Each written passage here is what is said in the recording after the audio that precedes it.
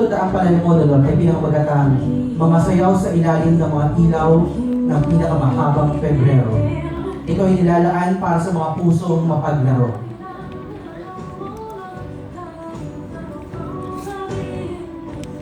Yes, you read it right. I'm resigning. Why? Well, nandiyan po nakalagay. I'm resigning from my position as a customer service associate for personal reason. In other words, confidential po. No, walang ibang dahilan. Totoo, that's the only reason. And boss, if you're planning to talk me into retracting my resignation, don't even try. It's final, I made my decision. Immediate po andyan din nakalagay. Bakit hindi pwede? Hindi ba naman nag-immediate ha? Anong reason yung gusto mong ilagay ko? Come on! Not now, not here! We already had this conversation. Boss? Because of you? Pwede ba? Don't be too hard on yourself. And I'm sorry to inform you, boss, pero hindi mo naka-center sa inyong call center na to. Huwag po kayo mag-joke na ganyan. Nasa office pa rin tayo, pwede mo kaso ng sexual harassment. Okay, fine, fine. You want a better reason? Sige, let's see. Bakit nga ba? Hindi ko rin alam eh. Kasi hindi masarap yung ulam sa pantry? Kasi lagi ako nilisplit sa sweldo? Kasi lagi may kumakain ng baon ko sa ref? Kasi hindi ko pa rin nakuha yung GC ko na dapat last mo yung pangnabigan. Bakit nga ba? Alam ko na!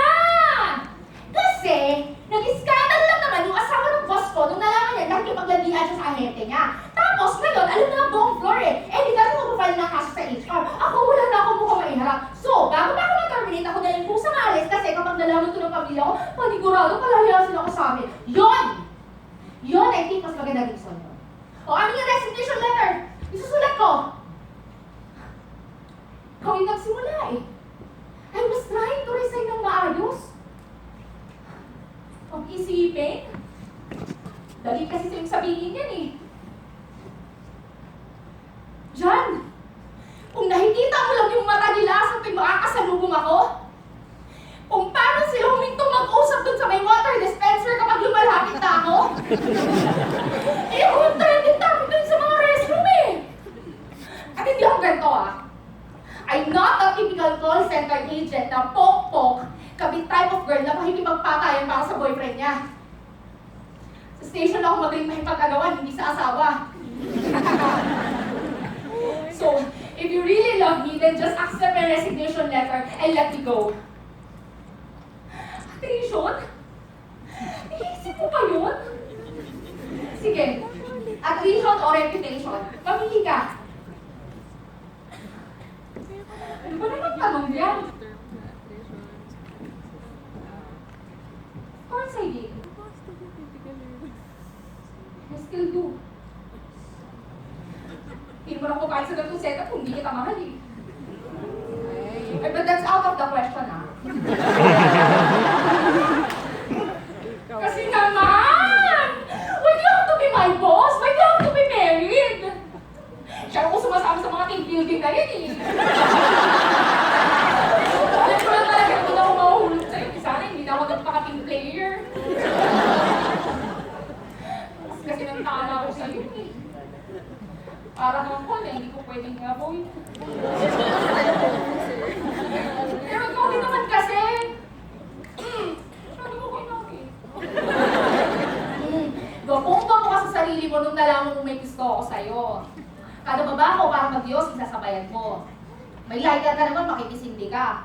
May Diyosi ka naman, pero makikibag ka. Tapos, ako eto, dalang-dala ako sa mga rats mo tungkol dun sa asawa mo. As if, ikaw yung pinakawawang mister sa mundo. But I'm not blaming you ah. Gusto ko rin naman to eh. Kung nga palang tinanggap ko na na kapag kinarir kita, mawawalan ako ng career. Pero naghirap din naman ako ah. Alam mo ba kung gaano kahirap yung magtapos sa tao araw-araw? Ang hirap ng kunwari mag-Honda para lang magkasabay tayo dun sa sakayan para makauwi tayo ng sabay. Naubusan na nga rin ako ng dahilan para ma-approve yung leave na kailangan kasabay ng sayo. Ang hirap, boss! Pero kinaya ko. Kasi dumipende ako dun sa akong bahala, walang makakaalam, di tayo mahuhuli. O, anong nangyari? Pero wala na, tapos na. Nangyari na eh. All we can do is to accept na kahit gano'ng kalakas yung tama natin sa isa't isa, hindi sapat yun para itama sa simula pa lang, mali na. Boss naman! Wala tayong magagawa! Hindi na to sobra lang ayaw mga i-de-escalate. Ang dami natin na tractors, oh! Para tayong kiway na dinidispute ang lahat eh. Saka hindi naman ako na hindi mo pwedeng i-release. So please, pakawalan mo na ako! Pwede naman mag-hold, pero masyado nang matagal, saka wala nang sapat na dahilan eh. Boss, one of us must go, and I'm choosing to go. This is the last time that I'm going to ask. Please, boss, pero namin na. Gusto ko na namin to. Gusto ko nang mag-log out.